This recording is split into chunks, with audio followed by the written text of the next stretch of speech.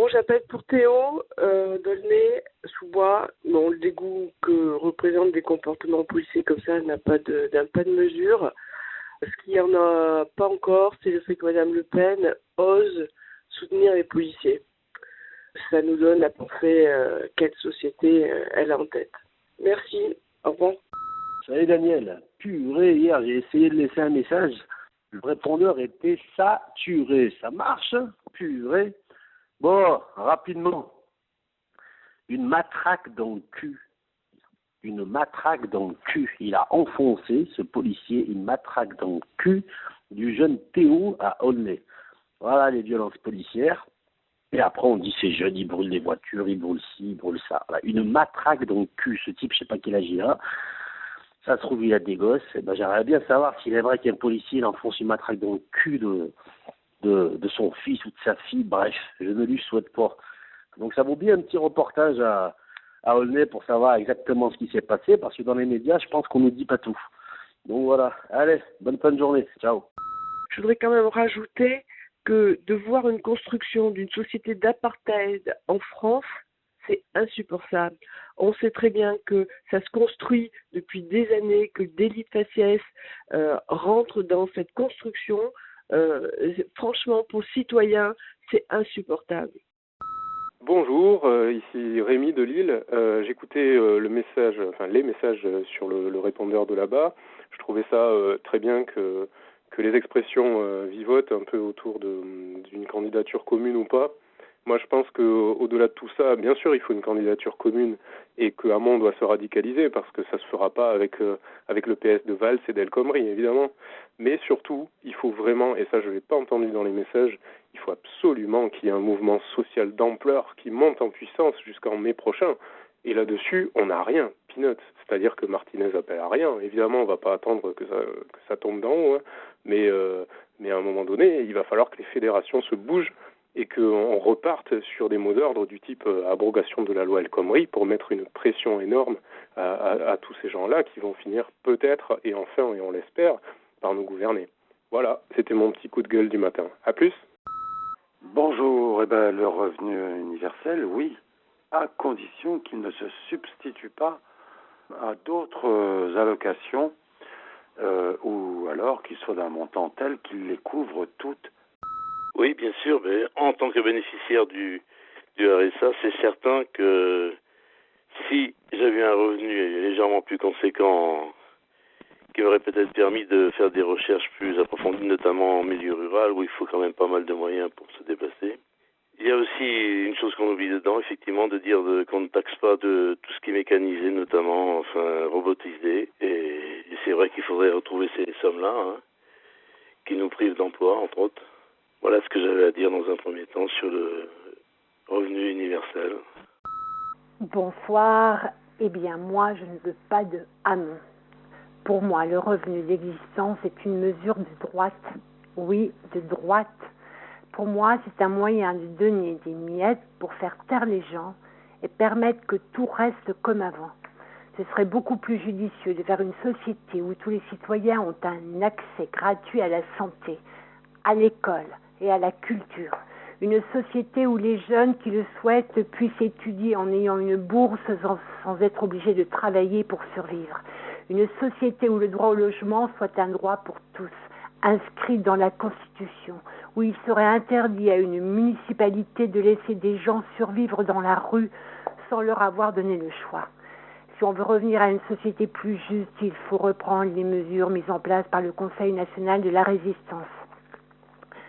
Hamon, pour moi, c'est un feu follet et il ne s'affranchira jamais du PS.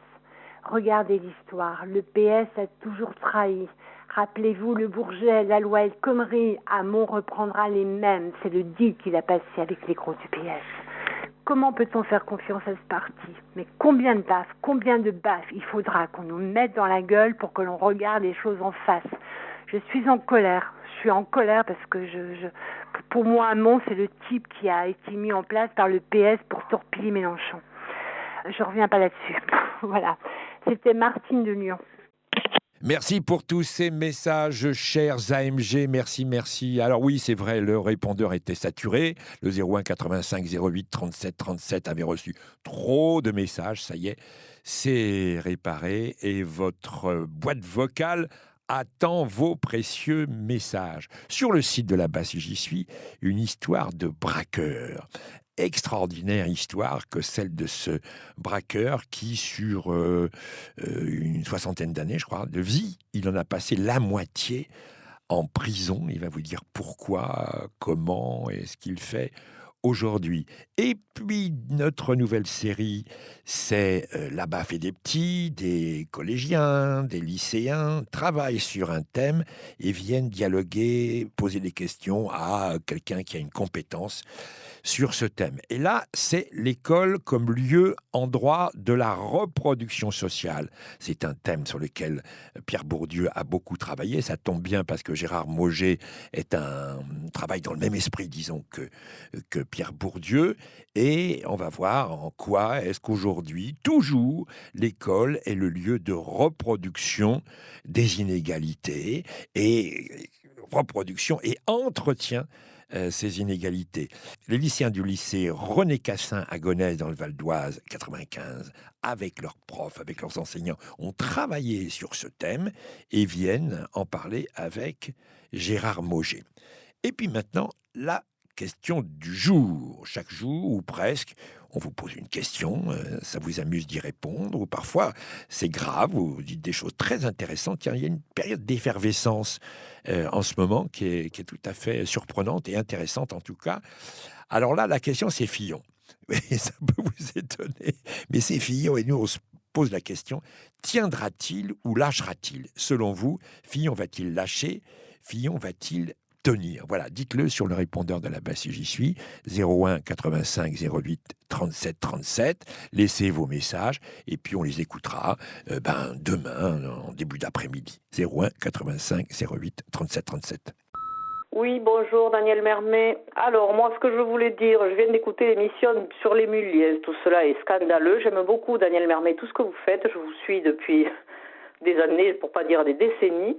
Mais je trouve un peu scandaleux que personne n'a pas évoqué Philippot, Monsieur Valls ou El Khomri, des gens comme ça qui auraient soutenu cette pauvre jeune fille. Personne n'a parlé de Jean-Luc Mélenchon, du déboulé qu'il a fait à Tourcoing, de tout ce qu'il a pu dire, du soutien sincère. Cet homme-là, pour beaucoup, il n'existe pas. Je ne veux pas croire que vous êtes dans ces médias-là, puisque vous en avez déjà parlé.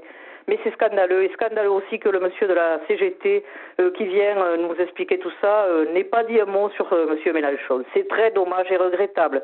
Sinon, à part ça, bravo pour tout ce que vous faites. C'est très bien, mais bon, voilà. Je suis mécontente et c'est bien dommage. Au revoir. Je pense à un salaire universel d'au moins 2 000 € et peut-être plus avec une grille de salaire dans les entreprises de 10 fois maximum cette somme. Ce salaire universel serait en contrepartie d'une activité de 20 heures environ par semaine dans le secteur public ou privé, associatif ou économie solidaire, selon le désir de la personne. Ces périodes d'activité pourraient être entrecoupées par de la formation ou des congés sabbatiques. Et les bénéfices après provision pour investissement des entreprises seraient rétrocédés à l'État pour le financement de cette mesure. L'État serait l'employeur et sous-traiterait les salariés aux entreprises, évitant ainsi les abus et entorses au Code du travail. Donc, je m'inspire en cela des idées de l'économiste Jacques Duboin, qui a écrit dans les années 1930 « Cool Ahuri », que vous pouvez télécharger gratuitement, voire en bas de page, sur le site www.économiedistributive en un mot.fr.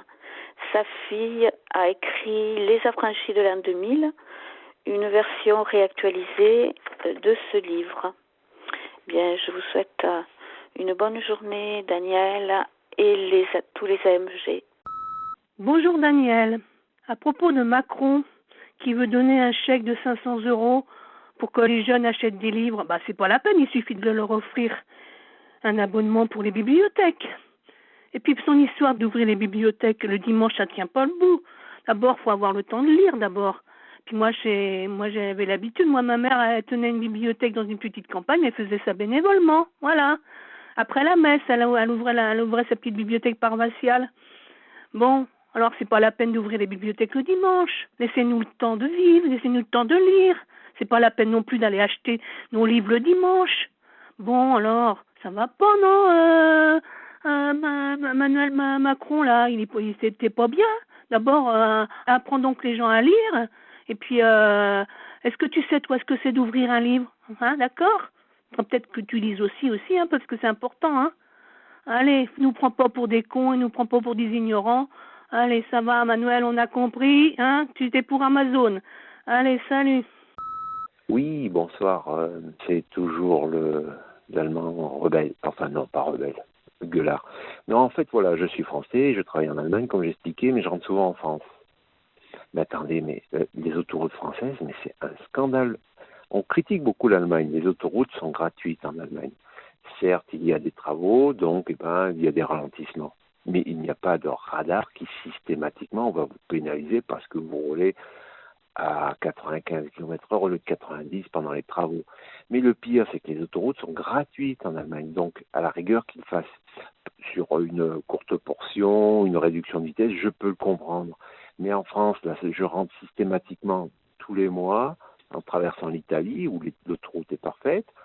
J'arrive en France, Nice, je paye très cher. Et non seulement je paye, mais en plus c'est limité à 90 à l'heure, voire 70, voire 90, voire 110. On ne sait plus à combien on en est. Par contre, des radars travaux, enfin des radars mobiles, là il y en a. Là, c'est ce qu'il faut. Alors, non seulement on paye pour les autoroutes, mais en plus on ne peut pas rouler et en plus on se fait arnaquer 3 fois, quoi. Franchement, là, je ne comprends pas. Je ne comprends pas que personne ne dise rien. Voilà. Allez, bonne soirée. 01 85 08 37 37, le répondeur de La Bastille J'y suis, c'est du lundi au vendredi à 13h.